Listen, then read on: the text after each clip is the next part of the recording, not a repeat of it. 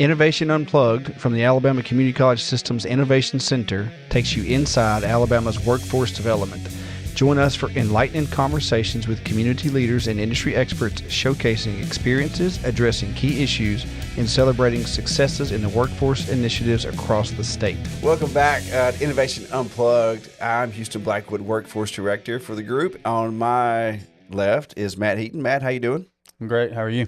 I'm good. You guys all know Matt. Matt, I can't wait. The next time we're in studio, we're going to talk about your big show, Matt's big trailer show down in Columbiana. But on my right today is our special guest, Tim McCartney, who's an ACCS Board of Trustees member, but also very influential in our Asphalt construction series, but supportive of all things Innovation Center. So it's nice to have you on the show with us today. Good to be here. Yeah. So we always start with, just so the audience knows who you are, where you've been, and how you got right here.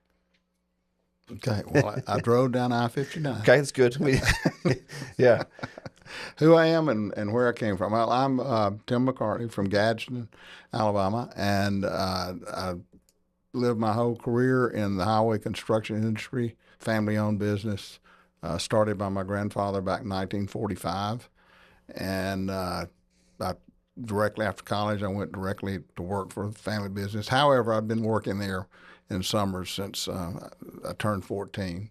Mm-hmm. So I had a lot of prior experience to get in there. But I have a civil engineering degree from Auburn University, and then worked in the industry for many years, and we eventually sold our business back in 2018. We sort of had didn't really want to necessarily, but we were at an age where my brother and I didn't have children that were ready to take over. My father was getting along. He was never leaving.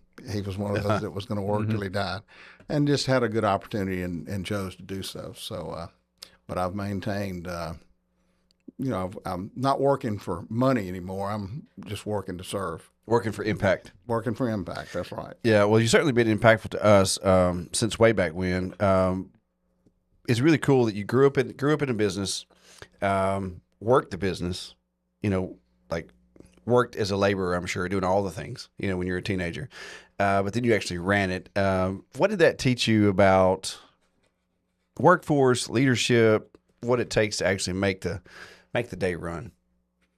Well, I learned early on that you've got to get up and go to work to earn your daily keep. And like I said, I started when I was 14. Actually, the deal was when I stopped playing baseball, I was going to work. My brother didn't play baseball, so he actually started when he was 13. And unfortunately, my pony league year, I was put on a team that we lost every game. That's hard to do. That is really hard to do in baseball. That's but funny. We did. It wasn't a great year, and I thought, well, I think I'd rather go to work. And that's how bad it was. And I like baseball. So that next year I went to work, and like you say, I started at the bottom. I was always the low man on the totem pole for years, and all through school. So I learned, basically, if you boil it down to what I learned from working in the construction business was personal responsibility, number one, and then discipline and resiliency and teamwork. And if you want me to, I'll expound on each one of those a little bit. Well, when I think about our audience out there, I don't know how many 18-year-olds listen to this show, because well, for a lot of reasons they don't.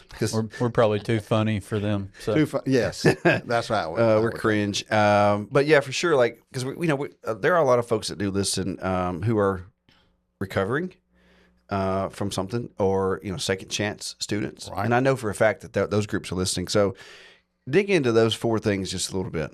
Okay, the first one is personal responsibility. I learned early on that you better take responsibility for your own. Your actions have consequences. You can't blame it on somebody else. You go out there and, particularly in the workforce, if you are assigned a job and you fail at it, nobody else's fault, it's yours. And even if you work on a team, if you fail to do your part and the team fails, that's your fault. You need to learn early to own up to it. It's okay to make a mistake, as long as, but if you start blaming people, you get into a bad habit of just, no, it's never your fault. And that's just not the way the world works. Same thing goes true in education. You go to school, if you don't do your homework, that's not your mama's fault. That's your fault. So you don't study for a test and make a poor grade. That's your fault. As far as discipline, you just need to be able to, do the job you're assigned. Get up, go to work, get there on time. If you don't bring your lunch to work, you're not going to eat that day in construction, because we ate on site. We didn't go to a restaurant. So you better be responsible, be disciplined to do all that. Same thing again in school. If you don't study, you don't go to bed on time, you're just going to have poor performance. As far as resiliency, you're going to fail a lot as you're starting something. I failed a lot on projects and stuff when I was young, because I didn't know what I was doing, and frankly, being the boss's son, nobody was really going to help you. No, they're not going to give you any grace there. No, they're not, and that was good. That was a really good lesson, because you had to come back. You had to, like the old, and this will age me, the old Timex watch. You take a licking and keep on ticking. Yep. So I've got a granddaughter right now that's just turned 1 year old, and she is learning how to walk. She's an expert crawler, but she can walk while holding on to things, but she can't do it without holding on to something. So she's falling a lot, but she's very resilient. So she's giving me a lot of hope. She's going to be walking in the next 2 or 3 weeks. As far as teamwork, nobody does anything without supporting staff. Same way on the construction job. You go out. We were in the asphalt paving business primarily, and we had asphalt plants. We also had rock quarries, but sort of the prime people that get all the kudos, and they also get all the blame, is the guys that go out there and actually pave it. Yeah.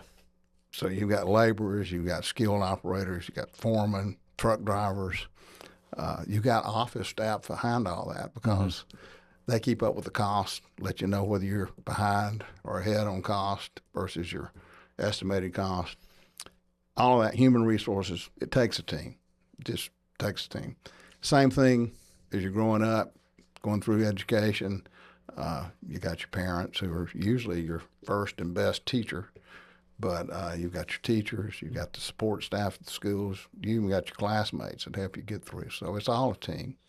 And one of the things that, preparing for this interview, I thought back a few years ago. I was with the Alabama DOT director, John Cooper, and he told me, we'd been around each other all day.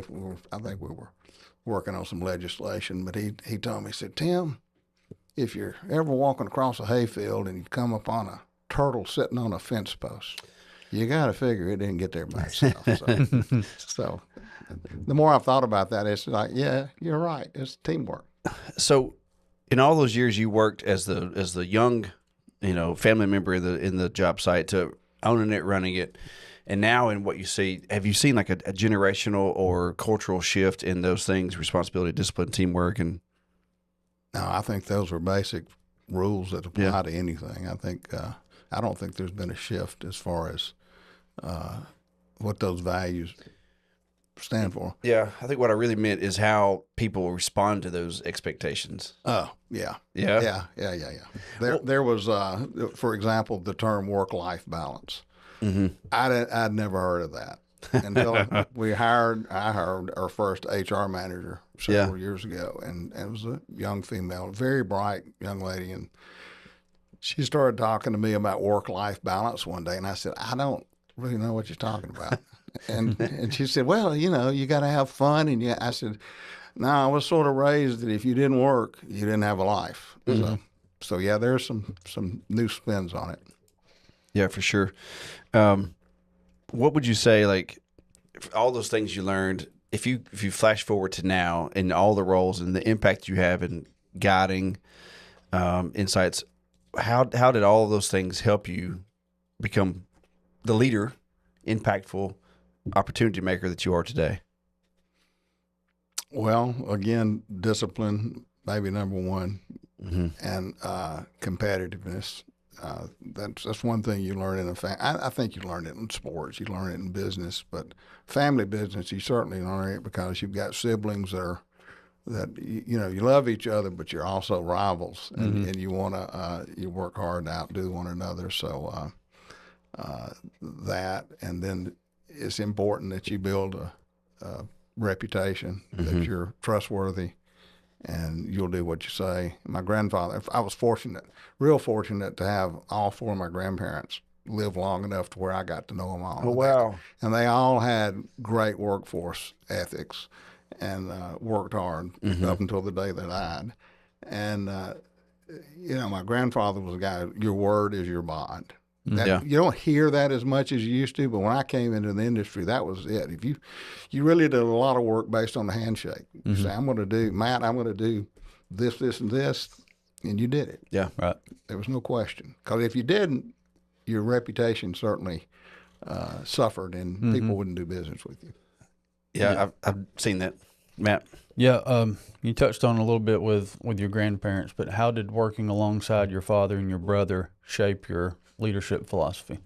I think I mentioned it made me more competitive, I think. Yeah. One thing about family business, they're great, you know, but they're also, it's interesting. It's working with your family, and y'all know this, y'all have families. Everybody knows how to push each other's buttons. Oh, my gosh, yes. So you could be in a meeting and your sibling might say something that just sets you off, but you know. It reminds me of that Toyota. Was it Toyota commercial? We had the two brothers, and they were little, and they were like, "Got ya." They were always like throwing water balloons at each other or scaring each other. Then one was like out in the field doing something, and they were playing a video game. One was in a board meeting. One was out doing outdoor stuff, and they were racing. They gotcha. No, it was Verizon. It was anyway. Siblings. Yeah, sort of like the Manning brothers. Exactly. Yes. Commercials. Yeah, we got a lot of that. But one thing you do in family business is, as the old saying is, blood's thicker than water. When, you know, we could fight amongst ourselves, but when we had a common foe, so to speak, Yeah. you circle the wagons, and you know, we were very competitive.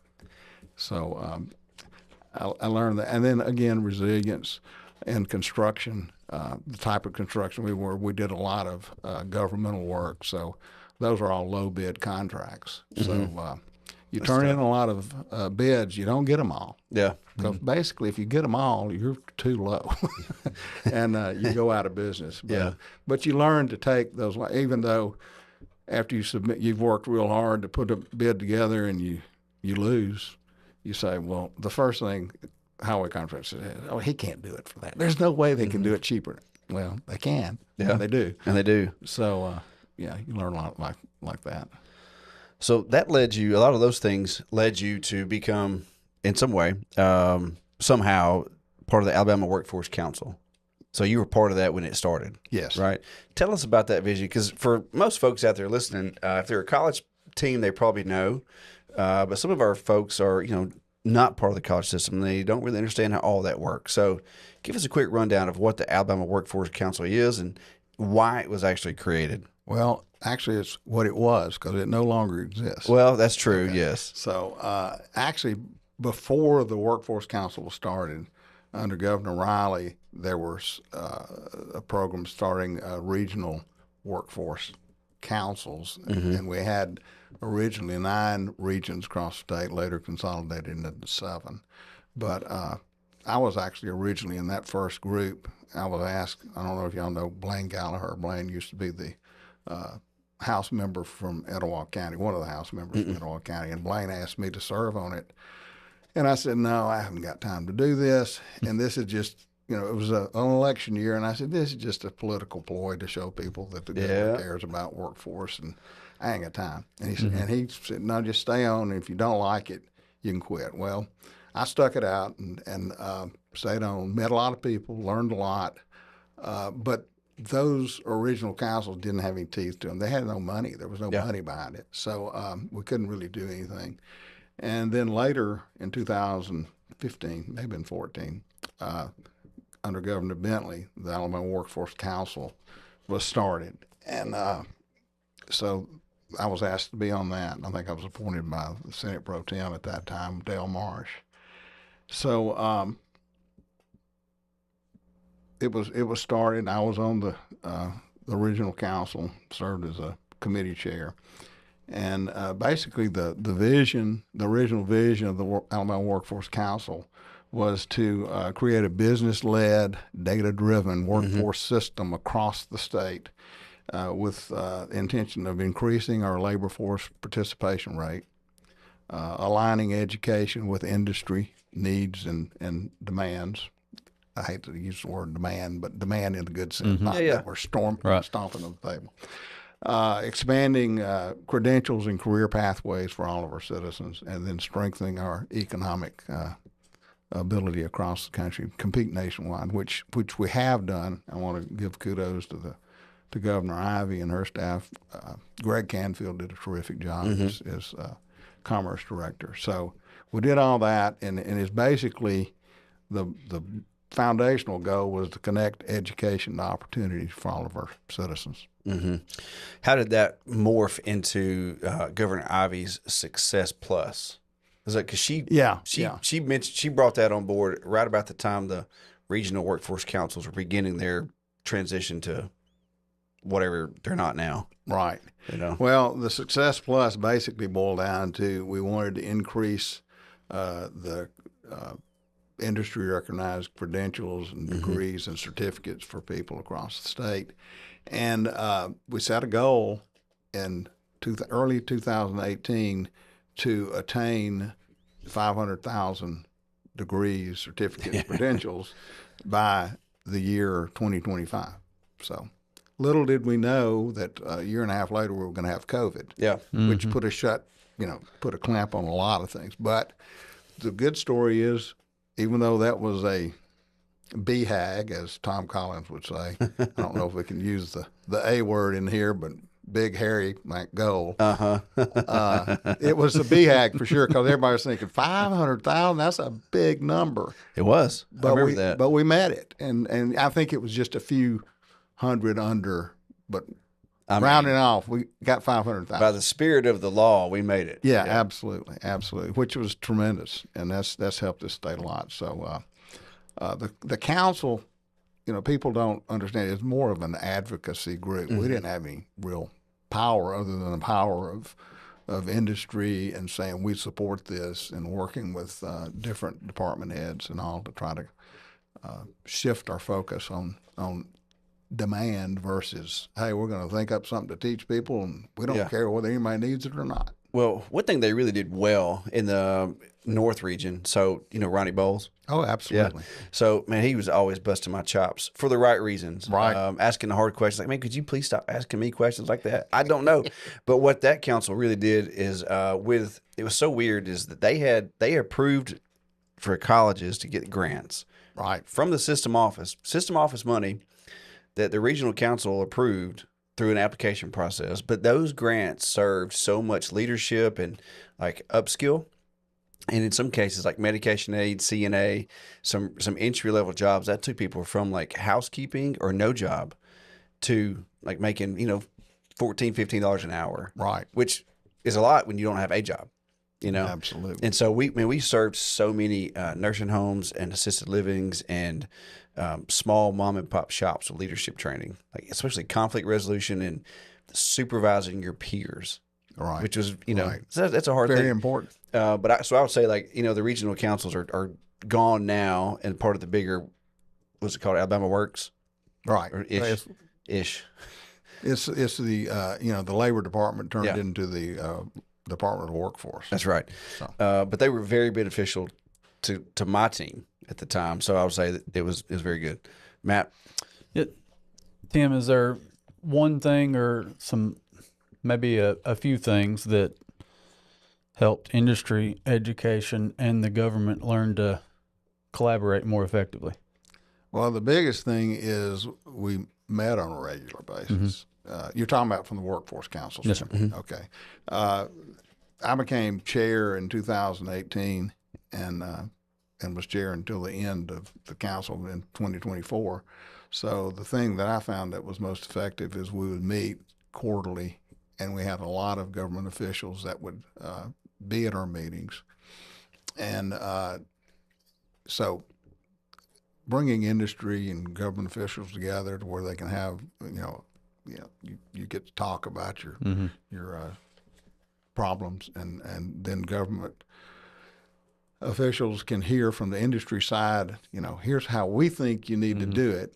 Not necessarily going to do it, but at least they start to understand one another's positions and work toward a common goal. So that helped a lot. And then a lot of face-to-face meetings. I spent a lot of time, of course, because I was no longer employed for money. Right. I had time to go, and bless my wife's heart. I was gone a lot during that time, probably more than when I was working full time. But just going and meeting face to face. Met a lot with Dr. Mackey with the Alabama State Board of Education. Met a lot with, well, not a lot, but several times with Chancellor Baker, and that was long before I was on the board. So, but getting their opinions on how to and understanding, explaining why, the business and industry needed the help that we were asking for. So what currently do you think is the most unique thing helping Alabama's workforce on the national level? Well, over the last 10 years, a lot of work's been done with from both business and industry and the government side to make us a lot more competitive. But part of that's from increasing those credentials and degrees and certificates for jobs that are in need, that are in high demand. That's one focus that was spent, and I don't think happened before, is working with the Labor Department. We got the critical data that shows what jobs are high demand, high wage, and we slowly have shifted the focus toward training toward those. And there were some, at the beginning of my period starting in here, we had some programs in certain parts of the state, and I don't remember exactly when, it doesn't matter. We had a class somewhere, I think it was in South Alabama, they taught how to fix watches. That's great. That's a wonderful skill, but nobody needs that anymore because watches, you don't keep watches that are broken anymore. You throw them away. They're cheap. But at one time, they were expensive, and you paid somebody to fix them. That is so true. And to that point, like I remember right before I got to Calhoun, the building I was in had the one room served for ball dancing lessons. Is it ballroom dancing? Yeah, sorry. Yeah, I don't know what ball dancing is. Anyway, ballroom dancing. That's some type of aerobic workout, probably. Yeah. Okay. This is an educational information show. It also served as the upholstery class. Yeah. And so there was like a whole closet for all the sewing machines I'd pull out, mirrors everywhere with airlines and all these. It was so weird, man. And they just cut all that out. Before that, it was also childcare. It had a full kitchen and like tiny little bathroom, like little kid toilets. It was so weird. But the president then was like, hey, none of that stuff is really driving people to jobs. So we're going to stop. Like, it's fun. We'll go over here to the senior center and do some ballroom dancing. Right. And we'll sponsor that over there. Their money, their place, whatever. And, man, people were so upset. And we had calls all the time because we took away those things. And so, thankfully, when Dr. Hodges got back to Calhoun, he was like, hey, that stuff is fun. Let's go back. He said, I get it, but let's go build a community offering. Because it's still important, but it's not why we should not be spending money on those things. And that's a hard thing for people to understand. Right. Because it's not benefiting really the jobs. Right. Which is really where the economy has benefited. Let's shift gears just a little bit. You, in all your work, you've been an advocate for competency-based hiring and competency-based training. Right. And that's different than just getting a degree, and we do competency-based, and that was a hard sell at first with the Skills for Success program because it was like, hey, they're going to do these 28 things, and that's all they got to do. And people are like, no, they got to go through 12,000 hours of heavy equipment, history of heavy equipment. No, we don't. Teach them to do these things. So why was that shift so important? And you were an advocate for it. What was your background on that? And why were you pushing?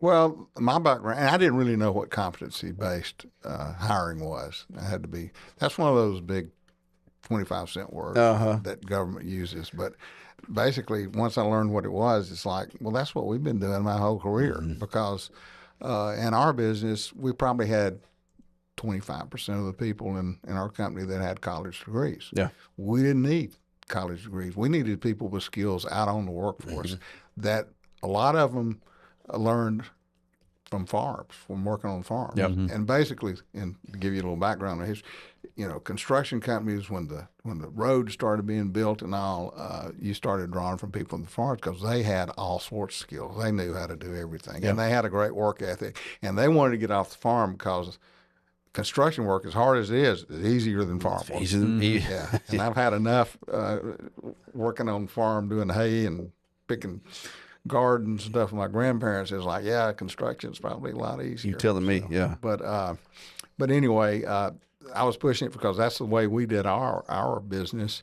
and it makes a whole lot more ability for people to hire if you start basing your job descriptions based on skills that you know instead of degrees. Mm-hmm. And that's something that industry has done, probably still does.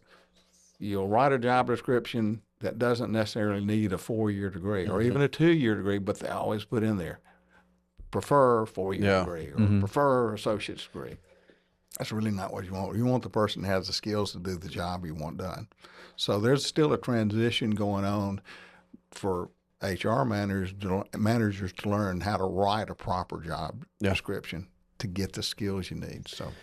And that's so interesting that you say that. And I agree completely. Even for us, like in the college system, we'll write a job description and you'll have to have a 4-year degree to run programs, to run certificate-based programs. Right. Like, come on, man. Like, doesn't make any sense. Well, another example is I think it was before the Workforce Council, I was sitting in a meeting. We had a local superintendent that was talking about, and I won't name schools, but we don't name names on the show. We won't name names, but this is a true story. Anyway, she was talking about they had a welding class down at one of her high schools, and it was oversubscribed with students, but they couldn't teach it. Yep. And I said, why? Yeah. She said, we don't have a welding instructor that has the background accreditation stuff. Yeah. And it's like, what do you need that for? You need a welder. And they said, yeah. And so one of the things we did, we helped change that. Okay. So we advocate for, we understand your rules and all, but let's stop doing a stupid thing like that. Get somebody from industry to come in here and show you how to weld because they know that's what they're doing. And it's so funny because you say, because I remember when I was an early teacher, like it was taboo to not have a bachelor's degree. Mm-hmm. And now, man, you can go over there and have like 1,000 certificates and get an emergency teaching certificate. Yep, right. And teach anything. Like whatever, and I love that, but it's like that's a really good shift. Well, another example is my wife is also a civil engineer. Okay. She's a professional engineer, and she worked before we had children. She worked about 10 years in the industry, but after we started having children, we had 4 children, and she started volunteering at a church school. Oh yeah, and then she ended up running the school for I don't know 18 years or something like that. And she started out doing science teaching and then keyboarding back when keyboarding was the thing, and then robotics. And I told her, I said, you could teach. She said, nope, I can't. I'm not qualified. I don't have a teaching degree. Could teach at a community college at the time, but not in the K through 12. And I said, that's insane. Drives me crazy. Drives me crazy. We had a lot of what's the word? I need to use the right words. I'm bad about saying what's actually on my mind. Pushback on our credentials because they were short, and not pushback from the colleges, but like some industries. I had a guy not too long ago. He was he worked in the septic tank business, and I was talking about our wastewater treatment and how we're going to teach them to bury a septic tank, like all the things. And he's like, "There's no way that in 2 days you can teach somebody to use an excavator." No. And I said, well, to what level? Like to your level? No, man, because you've been doing it 40 years.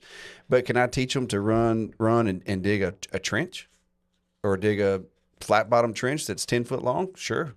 Can I teach them not to flip it over and how to pre-trip it and where not to stick the boom into the power line? Absolutely, right? Yep. And then you can let them over there and play in the dirt and do some basic stuff while you go over there and do the master level work, and you're not having to do it all. And he didn't get that. And we talked outside after the meeting, and maybe made some progress with him. But a lot of times those old school people, old school owners, business owners, won't let go of that. If I'm going to hire a guy, he's got to have 20 years experience. They will not, they just can't wrap their heads around hiring a 20-year-old who's been through dozer, excavator, skid steer, whatever. Like, no, they're not experts in any of it, but they get it. Right. The basic of it, like put them to work and see what they can do. Because those kids, they don't grow up on farms anymore, but they still wear boots. And they come to school with dirty boots and dirty jeans and calloused hands because they're doing something. Right. They're not growing crops, but they're doing something. And so I wonder how many times like business and industry are missing those kids because they don't have, 10 years experience, but they've been through a lot of classes that are extremely competency based, right? Right. How do we bridge that gap? I think we have to have more companies willing to set up apprenticeship programs. And, during the time the Workforce Council was started, the Alabama Office of Apprenticeship was started. And without going into all the intricate details of the U.S. Labor Department rules on apprenticeship, that's something that we've increased, but not nearly enough. So you've got to have, and I understand from a construction owner standpoint, it's hard to put an 18-year-old on a $500,000 machine. Understood. That can be torn up very easily. But you've got to put them on the machine, and you've got to train them. And an apprenticeship program is a proper way to do that, or an internship. And I know a lot of four-year universities are saying more you're stressing internships, which is great. Yeah, when I was a classroom teacher, there were two universities in the north. One of them had a really long internship program, and that same college, like your first or second semester of teacher school, like you were in the classrooms, like out helping, doing whatever. And the other one, the only time you did your student teaching was the last like 6 weeks. Right. And there was a stark difference in those two people when they came to be my student teacher. And so I look at that now and I think sometimes about those things, how companies can take someone who's been embedded in some trainings for a long time, they've taken 4 or 5 courses, and then put them into an OJT that's prescribed the apprenticeship program. Right. But I just don't know that we're there yet. No, I don't think we're there yet. But we're headed there. Yes. And the fact that there's consistently high demand for skilled workers in manufacturing plants, construction, all of the skilled HVAC, in the South, HVAC is a tremendous job because we're not going to do without our air conditioning. Oh gosh, no. And all the data centers coming. So. Oh yeah, absolutely. Well, then we talk about all the things being in high demand, but then on the other side, the hesitancy of the employer, what role or what bigger role should that employer play in creating these industry-aligned credentials? Well, one thing, they've got to become engaged more. They've got to be engaged with what's going on. And the council was comprised of about, I think we had 30, maybe 35 business and industry people, and they were engaged, and some more than others. But that's 35 across the state. We just need more. And I don't have the silver bullet to do that. You got to get out and talk. And I did a lot of this when I was chair, is go to Kiwanis clubs and go to meetings and just talk, to economic developers. But a lot of times I found myself I was in the wrong audience. I mean, I was with people that were drinking from the same Kool-Aid cup. And but you've got to do that, and I think you're doing that with the Skills for Success program. That's what we're working with on the QAQC. You've talked to the associations and all. We just got to keep beating the drum for it, and it'll eventually take hold. Yeah. Well, so I'm going to say this, and I think I can say it to you because I've learned that you're obviously for the college system, and you're very supportive of the Innovation Center and what we do. We and Matt, being the career readiness manager, he leads that division. It's 2 guys, but we call it the division because it sounds sexy. But I think we just hit 60,000 in registrations yesterday, sometime over the weekend. Phenomenal. Like, and 3 years ago, what was it? Like 2,000? like 2,200 enrollments. And we thought we were big stick then, right? And now we're at 60,000. And some of that is not unduplicated. But we catch some feedback. I'll use that word. Feedback on how many K-12 students we serve who aren't really getting jobs, right? So taxpayer money through this program, we got a lot of sophomores, juniors who aren't going to work after they take a course. I get it. But I feel like, and we all feel like, that the more we can narrow down what they're really interested in or what they're really good at, the better off we are when they do graduate. So when they're a senior, they're taking courses that really matter, right? Right. Well, that's my opinion, and I'm probably more outspoken about it than I should be, but it feels like if the people who gift us this money and the people from the system office who guide us would give us like a little pat on the back or a little bit of, little good games that, hey, yeah, that is the right path. Let's put some better borders on it. But that is the direction we should go. I feel like I'd feel a lot better about it. But what are your thoughts on giving those younger 10th and 11th grade students, 12th grade students, those opportunities to know what they like or don't like? I think it's critical because there's so many kids today that get to the end of their high school career and they have no idea. Yeah. And it's too danged expensive to go to college these days. Mm-hmm. I had a father-in-law who taught me a very, very important, or at least what I think, it's part of my spiel these days when I'm talking to people, is he had a state job. Yeah. And not highly paid, but he put two daughters through college. But he said, I was willing to pay for their tuition as long as they got a certificate. He called it a certificate, Yeah. not a degree. A certificate where they could get a job after college. That would be a return on my investment. Mm-hmm. One of them became a teacher, and as I said, my wife became a civil engineer. So yeah, they both. And my sister-in-law just finished her. I think she retired at 36, 37 years. Oh, wow. Teaching kindergarten. Mm-hmm. I don't know how anybody does that. No, She's no. kind of crazy. But it's important that you learn early. And I was exposed at an early age. I was able to do that, because I was in a family-owned business. But I learned real quickly that I needed to get my education because I really didn't want to dig ditches the rest of my life. No. And I'll tell you, and it used to be a lot of kids in high school worked for our company in the summers. Mm-hmm. They had to be 18. But I've had so many of them tell me, I learned real quick the value of an education. Because if I didn't get that education, I'm probably going to be doing a job. It's not that I mean it has not important, Yep. but he said, I want to do more. And so I think you've got to get kids experience in as many things as you possibly can. Because to me, a young person today needs, by the end of high school, needs to know the career pathway they want to take. Yeah. And the only way you're going to know is through experience. Mm-hmm. Putting your hands on it. Yeah. Yeah. Well, and speaking of experience and opportunities, what do we have existing today that you didn't see 20 or 30 years ago that kind of feeding into the career tech programs? Oh, there's so many different opportunities because of technology, growth in technology. I mean, I remember I was thinking about it at breakfast this morning. The technology on cell phones. The first cell phone I had was a bag phone. And Yeah, I I bet remember you those. nobody under 40 knows what a bag phone was. Probably not. I remember growing up, my neighbor had a bag phone in his car. I thought he was hot stuff. Yeah, and it was expensive. You didn't have long conversations Couldn't use on it. cell phones.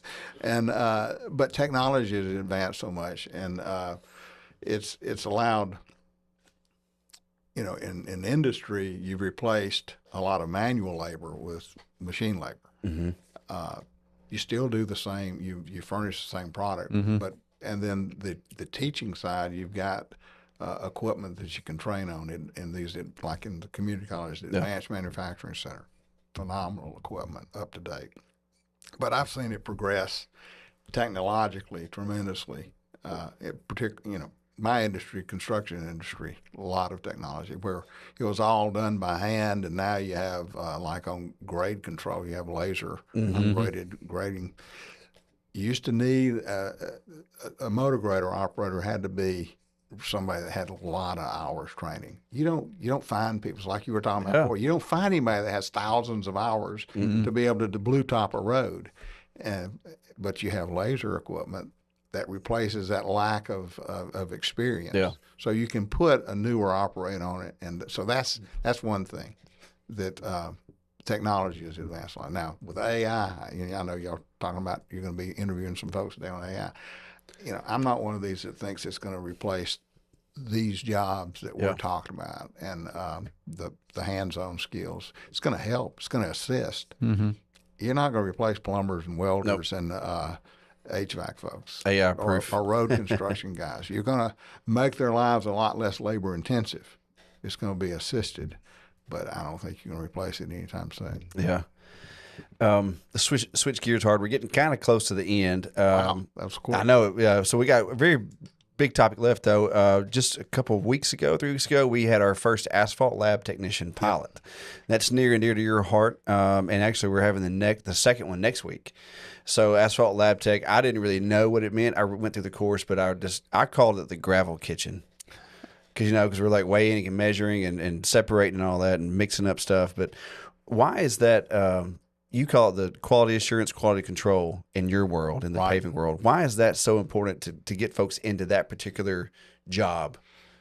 Well, it's a very specific skill that you have, and it's high paid. It's very high paid, and it doesn't require a college degree. Yeah. You need to be proficient in math and reading, following instructions, but that's an important job because for highway contractors, and it works for ready mix as well, but asphalt contracting, there are certain specifications that you have to meet or the state will not pay for your product. Yeah. So that's a very expensive product to put out on the road, not knowing whether you're meeting specifications. Mm-hmm. So it's very important. It's just, to me, it's just as valuable as a medical technician. You're using the same techniques. You've got to know how to weigh and measure and calculate specific gravities. Yeah. And run those tests. I'll be honest with you. That was like, oh man, we've got 70 courses available to the public, and I've been a part of almost every single pilot. Like there for it. That was one of the coolest ones. And motor grader, I want to do that job one day, but at asphalt lab tech, being in that lab and sorting the gravel, which sounds silly, but it was a lot of fun. Yeah. And then like getting it down and taking the, what do you call the big can where you drop all this, the shaker of the shaker, the sieve analysis. That was really cool too. Getting down to just how much dust do we have there, right? That was so cool. I just love that process of, and then pouring the gravel out and mixing it all up and quartering it and mixing it. Like to get in that representative sample, I thought that was the coolest thing. Like literally thought, well, there's a rock quarry just down the street from my house. Like I could do that when I retire. When I get run out of this job, I can go down there and work. But it was really cool. But understanding what you said, like how important it is to make sure the company gets paid for what they're putting down. Absolutely. So they know when they send it out, it's right. That's really cool. We are towards the end. So final thoughts, man. Hey, thank you for being here. I know you're a very busy guy and you drove a long way. Your insight about your background and where we're headed in the state is very powerful to our audience, very impactful for us. What are your final thoughts on where we're headed as a college system, as a state? Well, from the college system standpoint, I think we're in better shape than we've ever been. The governance of the college system, the community college system, changed back in 2015 and went out from under. Before that, it was controlled by the State Board of Education, and now it has separate governance under Board of Trustees, which I serve on. The chancellor has done a tremendous job with his staff, and they've coordinated the effort. It's aligned toward workforce needs. Now, before I get in trouble, and I've gotten in trouble before because people think all you're worried about is getting laborers or people to work for that. That's not. We're specifically talking about the workforce, not the academic side. The community college certainly fill the academic side as well. And in fact, dual enrollment, which has increased tremendously in the time that I've been involved in this, and I could go on some really long stories about that, but I checked recently, there are 30,000. I think it's 30,000 students in high school right now that are involved in community college dual enrollment courses, and I think it's around 300,000 credit hours. That's a lot. Yeah. And it's increased tremendously thanks to, and we'll give a shout out to the legislature. Yeah. They funded it, and the average cost to students is minimal. Most of it's scholarship and paid. So that is something that's, I think, is going to continue to improve. Hopefully, the legislature will see fit to continue to allocate money for that, because it's teaching people skills, and I think Alabama is headed on the right path. We're a lot more competitive than we were before we had all this, and I think we're headed to more competition. I want to see Alabama become a point of destination instead of a point of departure. Agreed. I want our kids to stay here. They don't need to go anywhere else. And frankly, as long as we set our standards high and we teach skills that can obtain jobs and align education to opportunity, it not only allows Alabamians to get jobs, but it gives them a foundation built on jobs with dignity, stability, and upward mobility. And I think that's what we really want to see happen. That's what I want to see happen. I hope everybody shares that thought. I love all that. Love all that. I think we could put all that in a nice little promo. It's exactly what we're after. Okay. It's why we get up every day. Absolutely. Yeah. Matt, final thoughts? Again, appreciative of you coming in and sitting down with us today. If today's listeners were going to take one key topic from this discussion and what you have done and are going to continue to do, what would that be? I think that people need to engage in helping educate our future, because old people like me, we want a bright future for our young people, because eventually we're going to need their help. Right. As proud as we are, and we don't want help, we need their help. So we need to pay it back. As they say, pay it forward. But we're sort of paying it to the group coming up. Right. And I think that engagement with community colleges, their high schools, you can volunteer. And I know all of these career tech councils at high schools, they're always looking for people to be involved from the industry side. Right. So I've been involved in ours, and I promise you, I've gotten a lot more back than I've given. And I think that's surprising a lot of times, but I really do. I Every really time. enjoy it. It's that way every time. Yeah. For sure. Awesome. Well, I appreciate the opportunity to come in with y'all. Y'all Yeah. done a great Yes, sir. job. Yeah, you've been a big support to us. Big impacts all around, creating lots of opportunities. So thank you very much. Yes, sir. Wrap this thing up, man. Absolutely. As always, if anything you've heard on this podcast is of interest, you can always visit our website at trainforalabama.com. That's train, F-O-R, alabama.com. And this is going to conclude another episode of Innovation Unplugged. Make sure to like, subscribe, and follow on all your social media platforms. Thank you.